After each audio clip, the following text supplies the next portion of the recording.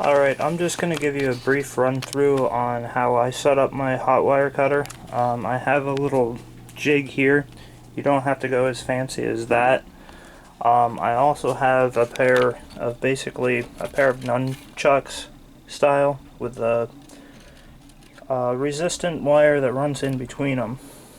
Whenever you're setting up a hot wire cutter, you basically need a source of electricity. You need a wire that will get hot whenever electricity runs through it with a direct current.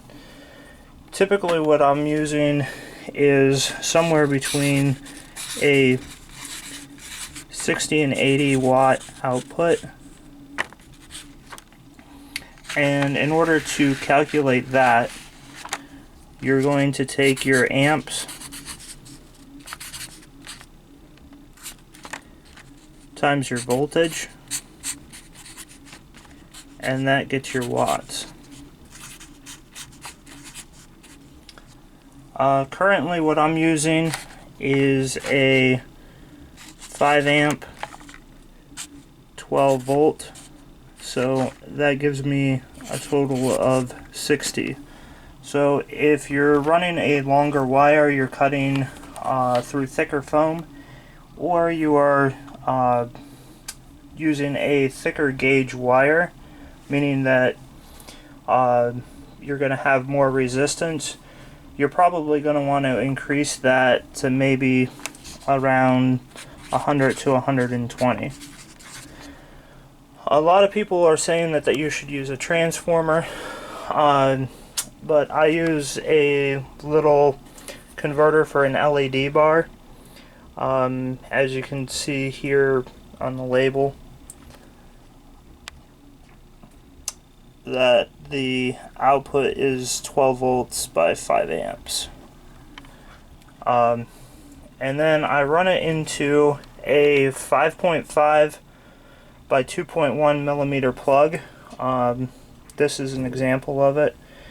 There's two little set screws here that you just put the wires into, and after you put the wires into them, then you just simply tighten down the screws. No soldering required. Makes it really nice and easy. And then you simply run a wire across the top, you run a wire across the bottom, or in case you're using these, you just simply run a wire to either handle. You just coil around the screw with both of the wires, and then the electricity will flow between across the wire, causing it to get hot. I will give you a brief example on how this works. Everything's already connected, and so it's not the quickest, but as you can see, it does go through and cut the foam.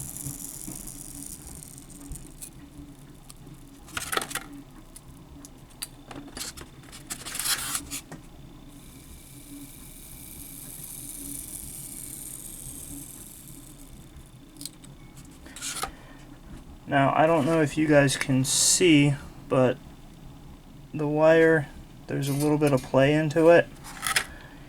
You can solve that by, if you have an open-end jig like this, that if you apply pressure on the one side, then that will tighten up the wire and make it nice and tight for you. You can do this by either putting a couple of eye hooks on the end of it and then drawing a string to it, using a couple turnbuckles, using a spring. As the wire heats up, what it will do is it will start to create a little bit of slack. The problem with going with too much power is that you will eventually burn out your wire. It makes it less strong whenever it's heated. The gauges of wires vary. What I always heard was that if you have a gauge wire, you take however many would fit within an inch determines your gauge. So like a 20 gauge wire, you would have 20 wires that were laying side by side would occupy an inch. What I'm going to do is I'm going to switch over to the nunchuck style. Just simply let it get hot. You can draw it tight. I really like this style for carving out hills, slopes. You don't get a consistent,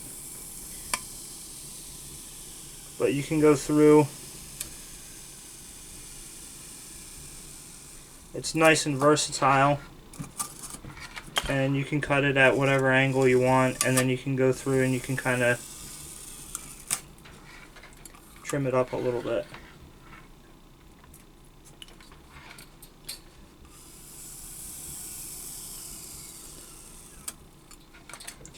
And you can see the difference between a shorter wire and a longer wire and how quick that it cuts.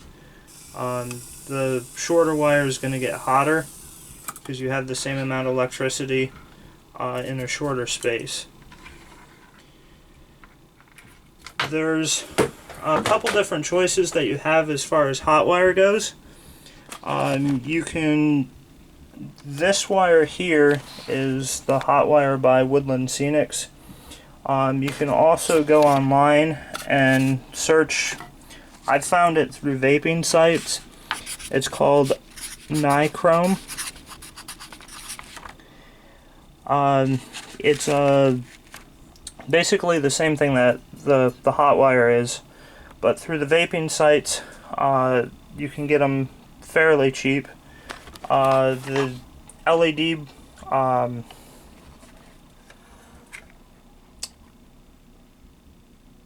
converters, they run anywhere from $10 to $15. You can use a cell phone charger if you want. Anything that's going to give you roughly a 60 to 80 watt output.